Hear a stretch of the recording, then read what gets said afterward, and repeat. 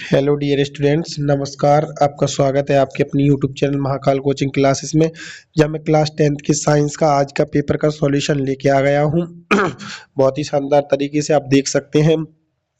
पहला जो क्वेश्चन था आपका, कैल्शियम ऑक्साइड जल के साथ अभिक्रिया करके कौन सा अभिक्रिया करता है, तो वो हमारा आंसर हो जाएगा इसका ऑप्शन नंबर बी, ऊष्माक्षेपी अभिक्रिया। दूसरा है कमरे के ताप पर द्रव अवस्था में पाई जाने वाली धातु, तो ऑप्शन नंबर ए यानी कि एन यानी सोडियम।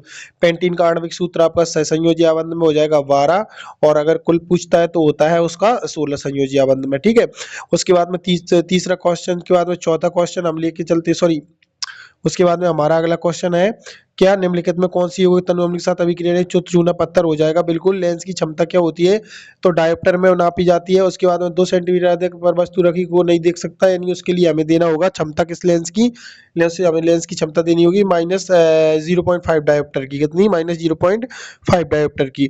आप देख लेते हैं बेटा अपना अगला क्वेश्चन। तो देखिए अगला क्या हमारा आ जाएगा, खाली स्थान की पूर्ति कीजिए ना।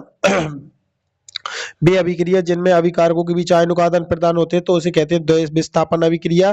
द्वैविस्थापन मतलब एक दूसरे से ले दे लेती है, उसे द्वैविस्थापन कहेगा, आदान प्रदान। अम्लीय लिटमस पत्र को कैसा कर देता है, लाल कर देता है। दो या दो से अधिक धातु के मिश्रण को क्या कहते हैं, मिश्र धातु कहते हैं बेटा। फिर आएगा हमारा किम श्रृंखलन क्षमता अधिक होती है, तो कार्बन में श्रृंखलन क्षमता बहुत अधिक होती है। तंत्र की प्रमुख इकाई क्या होती है, हमें पता है न्यूरॉन होती है। वस्तुओं में क्या होता है, सर्दी हो रही है थोड़ा, तो वस्तुओं को हम किसकी उपस्थिति में देखते हैं, प्रकाश की उपस्थिति में। चलिए सत्य सत्य देखते हैं। तो देखो जैसे मान के चलो CaCO3 ऊष्मा निकलेगी और CO2 के CaO के साथ plus CO2 is equal to, यानी ऊष्मीय अपघटनीय अभिक्रिया है, बिल्कुल सही है, ऊष्मीय अपघटनीय प्रक्रिया है। उसके बाद में हमारा आता है धातु के साथ ऑक्साइड प्रातः क्षारीय प्रकृति की होती है, सही है। RCHO एल्डिहाइड का समान सूत्र है, बिल्कुल सही है। मनुष्य में द्वारा परिसंचरण तो बिल्कुल सही है। अनुमस्तक हमारे शरीर में नियंत्रित नहीं करता है, बिल्कुल ये गलत है, नियंत्रित करता है। एक लिंगी पुष्प में स्वपरागण होता है, तो ये बिल्कुल गलत हो जाएगा आपका। ठीक है बेटा, तो देख लीजिए, चेक कर लीजिएगा फटाफट, बिल्कुल मैच करिएगा कितना सही करके आया, आपका स्कोर कितना है 30 में से। तो चलिए अगला देखते हैं हम बेटा, हमारा अगला क्या होने वाला है। तो अगला हमारा नेफ्रॉन, नेफ्रॉन यानी एस्ट्रोजन का स्त्रावण हो जाएगा, रक्त का थक्का प्लेटलेट्स बना देंगी। जो हमारा जाइलम होता है जल का संवहन करता है। मास्टर ग्रंथि को हम क्या कहते हैं, पीयूष ग्रंथि कहते हैं। और पलकों का झपकना एक प्रतिवर्ती क्रिया है। और अब मादा हार्मोन में हमारा क्या हो जाएगा, वृक्क की संरचनात्मक इकाई। चलिए आगे देखते हैं हम अपने क्वेश्चन प्रश्न नंबर 5 में, अयस्कों की उपस्थिति मिट्टी तथा रेत की अशुद्धियों को क्या कहते हैं, तो गैंग। गैंग किसे कहते हैं, जिसमें अयस्कों में उपस्थित मिट्टी तेल की अशुद्धियां कहलाती है, मिट्टी और रेत की। ठीक है, एल्किन का सजातीय सूत्र क्या हो जाएगा, एल्किन का एथीन हो जाएगा। एथीन में क्या आ जाता है अपना C2H4, क्या आ जाता है C2H4 है, जो धर्म की अवधि लगभग 28 दिन होती है।